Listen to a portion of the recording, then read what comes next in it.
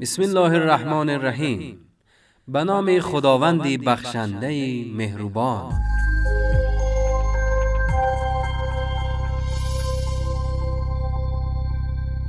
در بخش صدای سلامت میشنوید از درمانهای ساده و آسان و خاصیت‌های گیاهان. در این بخش آشنا میشوید با بیماری‌ها و درمان آنها.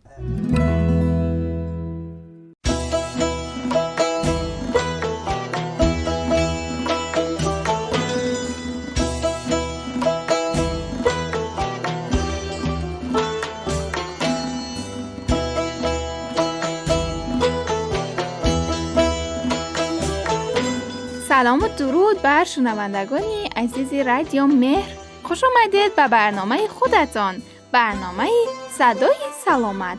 شهناز هستم، مجری این برنامه به همراه محمدی حکیم، محقق طب نیاگان.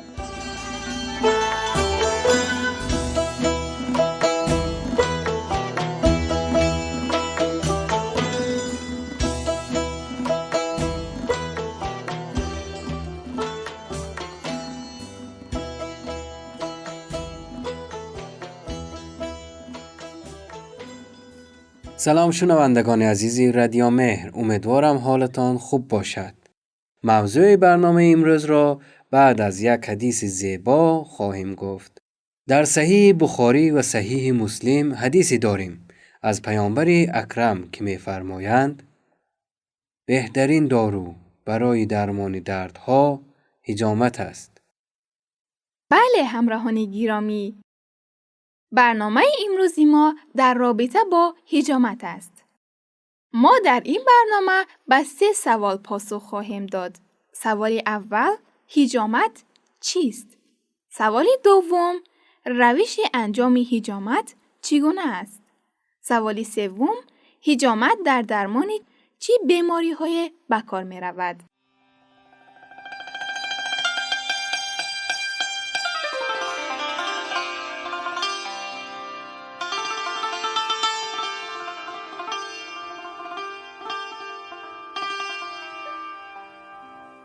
نکات مهم درباره حجامت.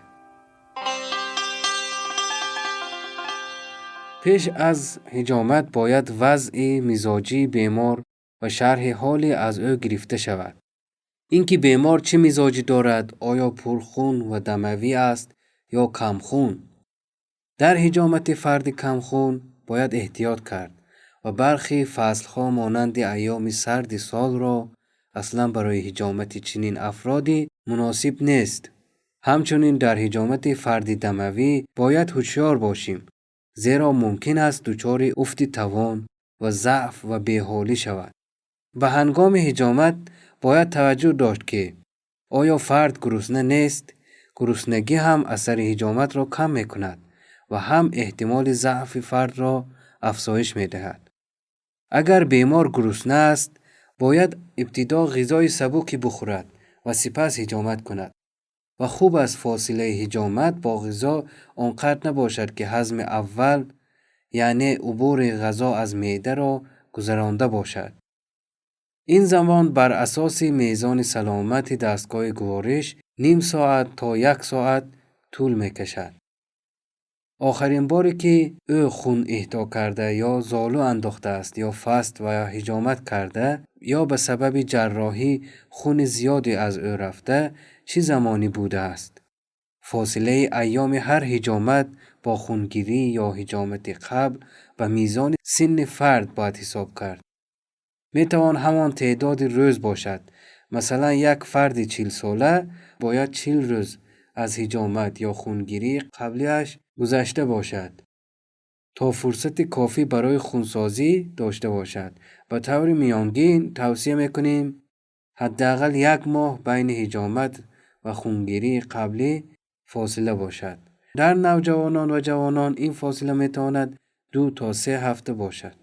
یعنی نوجوانان و جوانان میتوانند هر 3 هفته یا هر 1 ماه 1 بار حجامت درمانی خود را انجام دهند. حجامت چیست؟ حجامت به روشی از خونگیری گفته می شود که جهت درمان و پیشگیری بعضی از بیماری ها به کار می رود و دارای سابقه تاریخی 7000 ساله می باشد.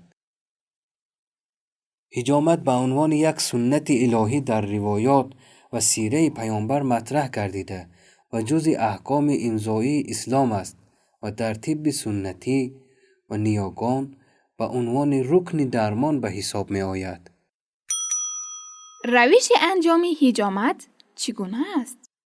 پس از معاینه و اخذ شرح حال از بیمار، یعنی پرسجو شدن از احوالات بیمار، نقطه ای که برای حجامت تعیین شده است ضد عفونی گشته، سپس با لیوان حجامت که به صورت یک بار مصرف ساخته شده باشد به مدت چند دقیقه بادکش میکنیم، یعنی همان بنکه میمانیم. بعد از ایجاد انبساط چند خراش سطحی ایجاد میکنیم. در 3 تا 5 مرحله از وی خون گرفته می شود.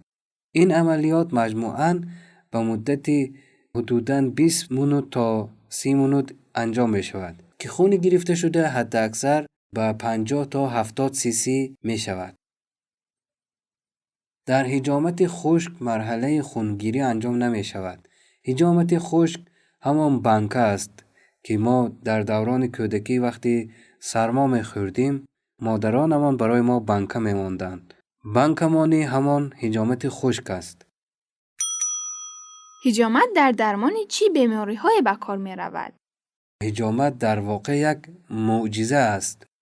در بیماری‌های مانند فشار خون بالا، غلظت خون یا همان قبض شدن خون، قند خون بالا، سینوزیت، سیاتیک، اگزوما، کهیر، جوش صورت و عرق کردن زیاد، احساس سنگینی و تنگی نفس، آسم، لکنت زبان، واریکوسل، ضعف سیستم ایمنی، کلسترول و چربی خون بالا می توان از حجامت استفاده کرد.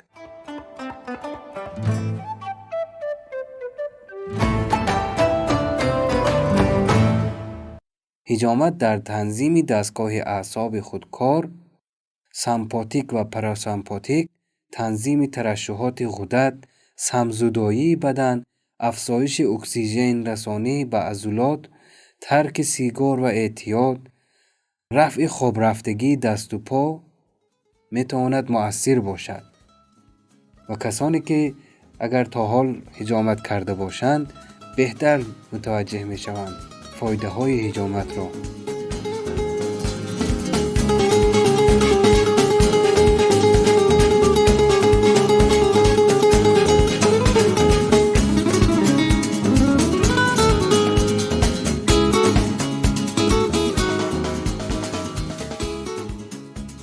بسیار لذت بردیم از گفته های شما. شنوندگان عزیز، سوالات و پیشنهادهای خود را که در رابطه با بیماری ها یا طب نیاگان است برای ما از طریق کامنت هایتان بفرستید. ما در برنامه های آینده هم در رابطه با بیماری ها و راه های درمانی ساده آن صحبت می کنیم. دوستان فارسی زبان، لطفاً برنامه های ما را دنبال کنید. امیدوارم از این برنامه استفاده لازم را برده باشید. برای شما شنوندگان رادیو مهر آرزوی سلامتی و تندرستی دارم. تا برنامه بعد، خدا حافظ.